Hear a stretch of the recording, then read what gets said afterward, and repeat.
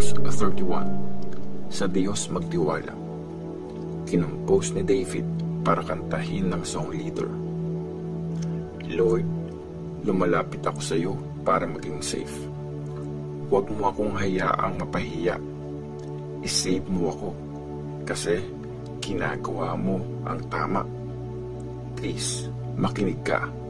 Iligtas mo na ako. Ikaw ang maging matibay na bato na magpoprotect sa akin. Matatag na pader na nagliligtas sa akin. Yes, Lord. Ikaw nga ang matibay kong bato at matatag na pader na nagtatanggol sa akin.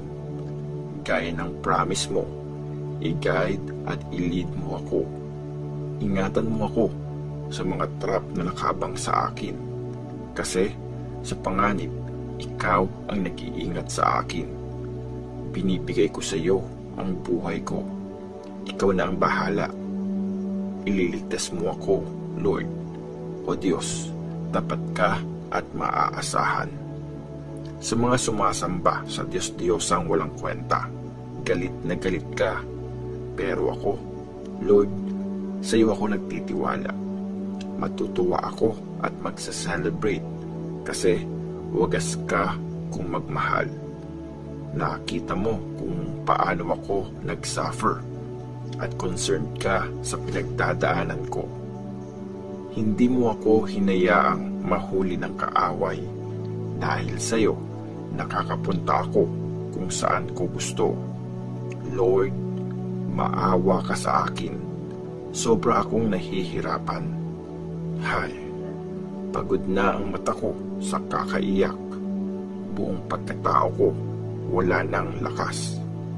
Puro pagdurusa na lang ba ang buhay ko? Lagi na lang akong umiiyak. Nang hina na ako dahil sa mga problema. Pati mga buto ko, bumibigay na. Mga kaaway ko, grabe kung makainsulto. Lalo na yung mga kapitbahay ko. Kahit mga kakilala ko, ayaw akong makasama. Pag nakita ako sa daan, umiiwas na sila. Para na akong patay. Basta na lang kinalimutan. Parang sirang gamit na itatapon na lang. Ang dami kong naririnig na usap-usapan. Kahit saan, nakakatakot. Nagbabalak sila ng masama sa akin. Pinaplano nila kung paano ako papatayin. Pero tiwala ako sa iyo, Lord. Sabi ko nga, ikaw ang aking Diyos. Hawak mo ang buhay ko. Isave mo ako sa mga kaaway ko at sa mga nagpapahirap sa akin. Ipa-experience mo ang iyong kabaitan sa iyong lingkod. Isave mo ako dahil sa wagas mong pagmamahal sa akin. Lord, sa iyo lang ako tumatawag. Huwag mo akong ipahiya. Ang ipahiya mo yung mga masasama. Hayaan mo silang manahimik dun sa mundo ng mga patay. Yung mga sinungaling, patahimikin mo. Ang yayabang nila, akala mo kung sino. Grabe kung manlait sa mga mabuting tao. Umaapaw ang blessing mo para sa mga taong may takot sa iyo. Inaalagaan mo ang mga nagtitiwala sa iyo. Nakikita yon ng lahat ng tao. Ligtas sila sa piling mo. Tinatago mo sila para hindi masaktan sa plano ng mga masama. Tinatago mo sila sa safe na lugar para protected sila sa paninira ng iba. Praise the Lord. Ang galing talaga. Pinaramdam niya sa akin ang tapat niyang pagmamahal nung para akong isang city na under attack. Natakot ako nun at napaisip, baliwala na ako sa iyo, Lord. Pero hindi pala. Narinig mo ang prayer ko nung humingi ako sa iyo ng tulong.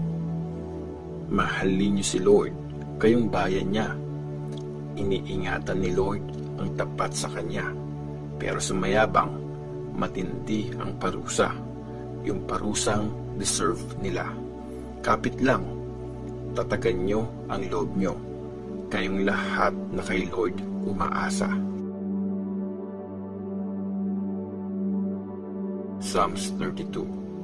Nagkamali, nagsorry, pinatawad. Tula ni David. Ang saya ng taong pinatawad ang kasalanan, yung pinatawad na sa mga mali niya. Masaya ang taong kinoconsider ni Lord na hindi guilty at walang pagkunwari sa kanyang sarili.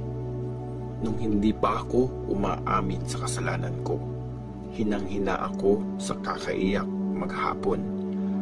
Araw-gabi mo akong pinaparusahan, Lord. Ubos na ang lakas ko para akong natuyo sa init ng summer. Kaya ang mga kasalanan ko, kinonfess ko sa iyo. Ang mga mali ko, hindi na itinago. Sabi ko, Lord, aaminin ko na sa iyo ang mga kasalanan ko at pinatawad mo lahat ng ito. Kaya dapat ang lahat ng tapat sa iyo mag-pray pag nahihirapan. Pag bumaha ng problema, hindi sila aabutan. Ikaw ang lugar kung saan ako panatag. Safe ako, di mapapahamak. Magse-celebrate lahat sa paligid ko kasi niligtas mo ako. Sabi ni Lord, tuturuan kita. Ililid sa dapat mong puntahan. Papayuhan kita. Laging babantayan. Huwag kang kagaya ng kabayo o donkey na di makaintindi. Kailangan pang lagyan ng renda para sundin ka. Maraming hirap ang darating sama-sama, pero ang kay Lord nagtitiwala, iingatan ng pag-ibig niyang tapat kailanman. Magsaya kayo dahil kay Lord. Mag-celebrate kayong mga matuwid. Sumigaw sa tuwa, lahat kayong sumusunod sa Kanya. Psalms 33. Maaasahan si Lord. O kayong mga tapat sa Diyos, magsaya kayo dahil kay Lord. Dapat lang magpuri ang namumuhay ng tama. Tugtugin ang harp. Si Lord ay pasalamatan. Sabayan ng harp na may 10 strings. Siya ay kantahan. Bagong kanta ang kantahin sa Kanya. Galingan ang pagtugtog at sumigaw sa saya. Kasi pag sinabi ni Lord, gagawin niya yun. Ang lahat ng ginagawa niya, proof na maaasahan siya. Mahalaga kay Lord ang paggawa ng tama at pagiging fair sa kapwa. Damang-dama sa mundo ang pagmamahal niyang tapat. Ginawa ni Lord ang langit, salita lang ang ginamit. Ang sun, moon at stars na create nung binanggit. Ang mga tubig sa dagat, inipon niya sa isang lugar. Kinulong ang karagatan, doon ay binakuran. Lahat ng nasa mundo, kay Lord ay sumamba. Lahat ng nilikha niya, mag-worship sa Kanya. Sa isang salita lang, na-create ang mundo. Sa utos niya, nangyari ang lahat. Kinokontra ni Lord ang gustong gawin ng mga bansa. Mga plano nila na uuwi sa wala. Pero ang gusto ni Lord, forever mananatili. Mga plano niya, hindi masisira. Masaya ang bansa na si Lord ang Diyos. Ang bayang pinili niya, binibless niya talaga. Nakatingin si Lord mula sa langit. Nakikita niya ang lahat ng mga tao. Mula doon sa kanyang trono, tinitingnan niya ang lahat ng nasa mundo. Siya ang nag-create ng isip nila at lahat ng ginagawa nila, alam niya. Hindi sa laki ng army na nanalo ang isang hari at ang sundalo ay di naliligtas ng sariling lakas. Ang mga kabayong panggera di maaasahan para manalo. Kahit gaano pa sila kalakas, di naman kayang magligtas. Nakafocus ang tingin ni Lord sa mga masunurin sa Kanya, sa mga nagtitiwala sa wagas niyang pagmamahal. Hindi niya papayagang mamatay sila at kahit tagutom, makakasurvive sila dahil sa Kanya. Kay Lord tayo umasa. Siya ang ating tulong at depensa. Dahil sa Kanya, masaya ang puso namin. Sa banal niyang pangalan, tiwala kami. O Lord, iparamdam mo sa amin ang pag-ibig mong wagas. Sa iyo lang talaga kami umaasa.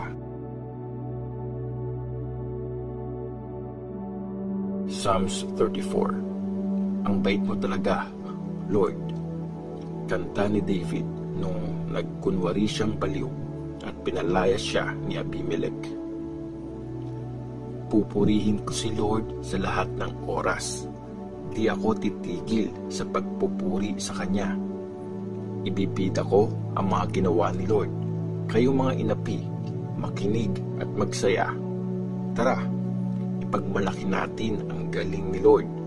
Sama-sama nating itaas ang pangalan niya. Nagpray ako kay Lord at siya ay sumagot. Nirescue niya ako sa aking mga takot. Umasa kayo sa Kanya at siguradong sasaya. Never kayong mapapahiya.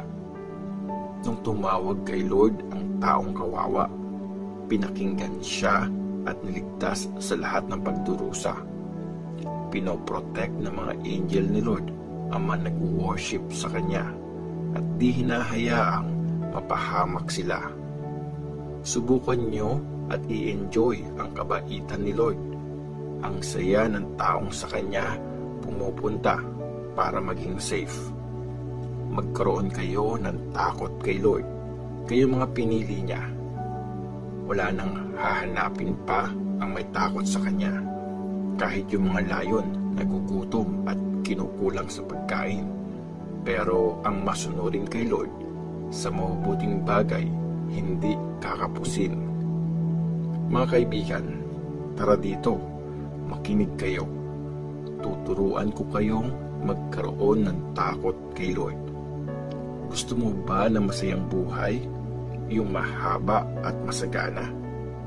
Huwag kang magsalita ng masama at huwag kang magsinungaling. Lumayo ka sa masama at gawin mo ang mabuti.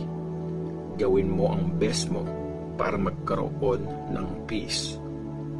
Pinabantayan ni Lord ang mga matuwid.